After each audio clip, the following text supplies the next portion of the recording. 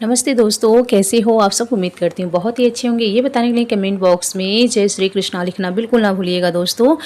जय श्री कृष्ण दोस्तों, क्या आपने श्रवण कुमार का नाम सुना है? हाँ, वही श्रवण कुमार जो माता पिता की सेवा के लिए प्रसिद्ध हैं। लेकिन क्या आप जानते हैं कि उनके माता पिता कौन थे, कहाँ से आए थे, क्या उनकी कोई कहानी थी? श्रवण जैसे पुत्र तो सभी सभी मांगते हैं क्योंकि वे माता पिता की सेवा करते थे। लेकिन क्या आप जानते हैं आखिर श्रवण को क्यों मरना पड़ा? इसके पीछे की वजह कौन, कोई श्राप था या फिर कोई वरदान? यह वह कथा है जो अक्सर अक्सर झूठ जाती है और छूट जाती है। लेकिन लेकिन आज हम जानेंगे उस बीज की कहानी, जो बीच में जो कहानी है छूट जाती है। अक्सर लोग बताया करते हैं और ये लिखा हुआ है और जो आप लोग सुनते आए हैं, पर बीच की कहानी बहुत कम ही लोग सुने हैं, जिससे श्रवण जैसे पूरे आत्मा लिखा। यह कथा न सिर्फ सेवा, तपस्या और त्याग की मिलास है, बल्कि उस युग की सामाजिक परंपराओं, दंड विधान और पारिवारिक मूल्यों को भी उजागर करती है। आइए एक बार फिर श्रवण की दुनिया में उतरते हैं। बहुत पुरानी बात है। अयोध्या नगरी में एक धनाढ्य साहूकार सेठ अपनी पत्नी संग रहता था। बाहरी रूप से संपन्न पर भीतर से नैतिकता और धर्म से डगमगाया हुआ जीवन था उनका सेठ का व्यवसाय किराने की दुकान और ब्याज का धंधा था। एक स्त्री जो आर्थिक रूप से बहुत ही निर्धन थी, उसके घर रोज झाड़ू पोछा, बर्तन और अन्य घरेलू काम करने आती थी। समय के साथ सेठ की दृष्टि उस स्त्री पर रुक गई और धीरे धीरे यह निगाहें प्रेम में बदल गई। वो स्त्री भी वह सेठ के प्रति आकर्षित हो गई थी। दोनों की नजरें मिली और फिर दोनों एक दूसरे के हो गए। धीरे धीरे बात इतनी बढ़ गई कि वह स्त्री अपने पति और बच्चों को छोड़कर सेठ के साथ रहने लगी। उनके इस अवैध संबंध की खबर धीरे धीरे नगरवासियों तक पहुंची और बात फैलते फैलते राजा तक जा पहुंची। उस समय अयोध्या के राजा दशरथ नहीं थे, बल्कि उनके पिता महाराज अज थे। न्यायप्रिय, धर्मनिष्ठ और दूरदर्शी राजा ने तत्काल दरबार लगाया। सेठ और उस स्त्री को बुलाया गया। दोनों से सवाल किया गया, क्या तुम जानते हो कि तुम्हारा यह कृत्य समाज और परिवार दोनों के लिए कलंक है? सेठ ने कांपते स्वर में सिर झुका लिया, कहा, हाँ महाराज, हमसे भूल हो गई, हम दोषी हैं। राजा ने उस स्त्री के पति को भी बुलवाया। उसने कहा, महाराज, अब मैं इस स्त्री को अपनी पत्नी के रूप में स्वीकार नहीं कर सकता। मेरे बच्चे छोटे छोटे हैं, मेरा जीवन बर्बाद हो गया। राजा सोच में पड़ गया। कुछ क्षण मौन के बाद उन्होंने एक कठोर पर न्यायोचित निर्णय लिया। इस दोनों की आंखें फोड़ दी जाए, क्योंकि इन दोनों ने पाप की शुरुआत दृष्टि से की। यही दंड उपयुक्त है। और जैसे ही राजा की आज्ञा हुई, सैनिकों ने उनकी आंखों में गरम सलाखें डाल दी। चीख पुकार मंच गई। परंतु यही था उस युग का न्याय, सख्त पर सबक देने वाला। अब वो दोनों अंधे, लाचार और निष्कासित कर दिए गए। राजा ने कहा, इन जैसे लोगों का राज्य में रहना खतरा है। इनका अस्तित्व ही सामाजिक पतन का कारण बन सकता है।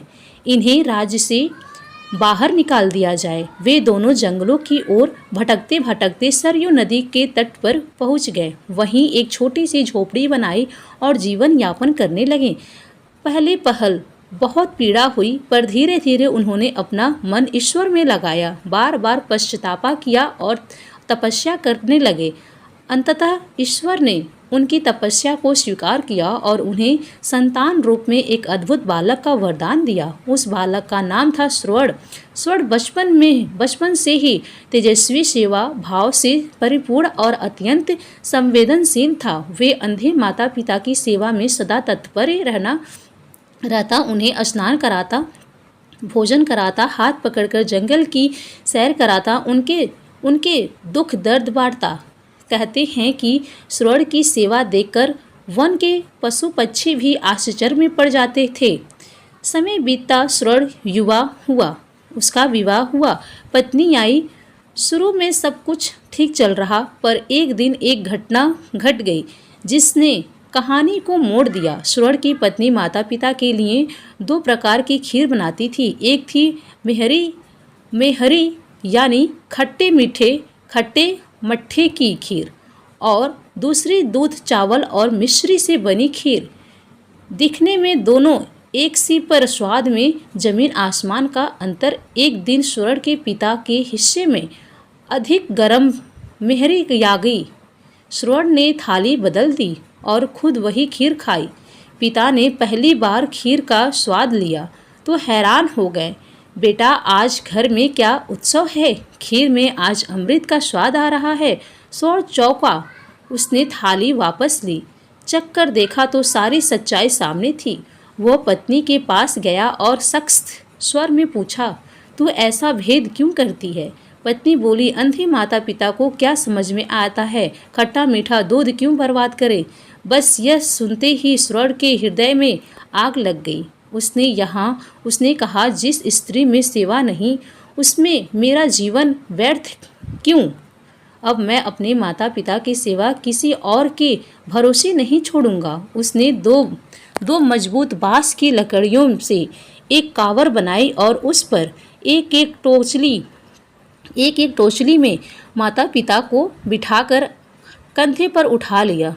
वो निकला चारों धाम की यात्रा पर। माता पिता के साथ बिना किसी सुविधा के, बिना किसी साधन के, सिर्फ श्रद्धा, सेवा और भक्ति के बल पर जंगल, पहाड़, नदियाँ सब पार करता माता पिता को हर तीर्थ दर्शन कराता गया। उसकी सुखी ही उसका आशीर्वाद थी। यह कथा अब तक इतनी प्रसिद्ध हो चुकी थी कि देवता भी इसकी सेवा से चकित थे, पर नियति को कुछ और मंजूर था। एक दिन वो जंगल में सरयू के किनारे पानी भरने गया। उसी समय राजा दशरथ शिकार पर थे।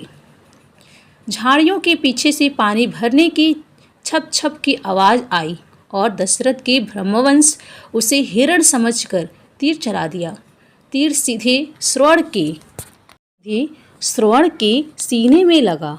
वो तड़पते हुए गिरा और बोला, महाराज, आपने जो किया सो हो गया। अब एक विनती है, मेरे माता पिता अंधे हैं, प्यासे बैठे हैं, जाकर उन्हें जल दीजिए और यह बताइए कि उनका बेटा अब नहीं रहा। राजा दशरथ कांप गए। उन्होंने जैसे तैसे जाकर अंधे माता पिता को खबर दी। माता पिता का विलाप आकाश को चीर गया। उन्होंने श्राप दिया, हे राजा, जिस तरह हमारे पुत्र वियोग से तुमने हमें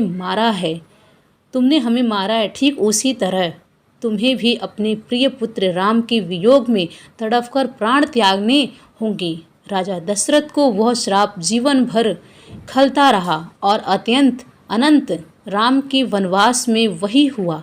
श्रवण चला गया, पर उसकी सेवा की गाथा अमर हो गई। कहा जाता है कि भगवान स्वयं उन माता पिता को स्वर्ग ले गए और श्रवण लोक में आदर्श बन गया।